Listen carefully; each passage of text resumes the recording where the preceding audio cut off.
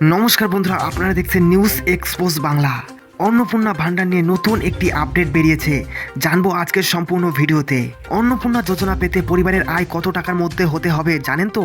নতুন নিয়ম কিন্তু এসে গেল, না জানলেই হাতছাড়া হতে পারে ৩,০০০ টাকা। রাজ্যের মহিলাদের আর্থিক সহায়তা দিতে চালু হওয়া অন্নপূর্ণা যোজনা প্রকল্পে এবার কড়া যাচাই শুরু হতে চলেছে।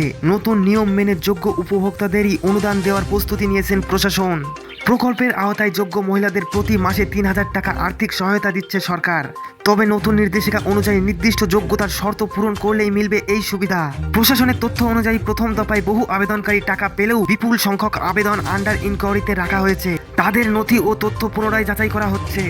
শুধু যাদের টাকা আটকে রয়েছে তারাই নয়, ইতিমধ্যে যারা টাকা পেয়েছেন তাদেরও তথ্য নতুন করে যাচাই করা হবে। প্রকৃত উপভোক্তাদের চিহ্নিত করতেই এই পদক্ষেপ। উপভোক্তাদের নির্ধারিত সময়ের মধ্যে নিকটবর্তী বিডিও অফিস, গ্রাম পঞ্চায়েত বা পৌরসভায় গিয়ে প্রয়োজনীয় নথি যাচাই করানোর পরামর্শ দেওয়া হয়েছে। নির্ধারিত সময়ে যাচাই না করলে অনুদান বন্ধ হয়ে যেতে পারে। ব্যাংক অ্যাকাউন্টের সঙ্গে আধার লিঙ্ক এবং কেওয়াইসি সম্পূর্ণ থাকা অত্যন্ত গুরুত্বপূর্ণ। এই প্রক্রিয়া সম্পূর্ণ না থাকলে অনুদানের টাকা অ্যাকাউন্টে জমা নাও হতে পারে। যাদের এখনো টাকা মেলেনি তাদের নির্দেশ দেওয়া হয়েছে আবেদনপত্রের স্ট্যাটাস যাচাই করার জন্য।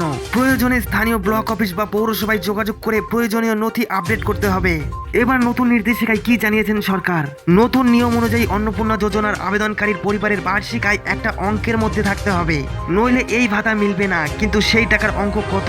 সরকারি নির্দেশিকা অনুযায়ী আবেদনকারীর পরিবারের বার্ষিক আয় হতে হবে ১,০০,০০০ টাকার কম। তা না হলে তিনি এই প্রকল্পের সুবিধা পাবেন না।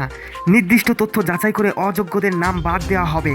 এছাড়া যাদের পরিবারে ৩টির বেশি পাকা ঘর রয়েছে, সরকারি চাকরি করেন, নিয়মিত আয়কর দেন অথবা সরকারি পেনশন পান, তারা এই প্রকল্পের জন্য অযোগ্য বলে বিবেচিত করা হবে।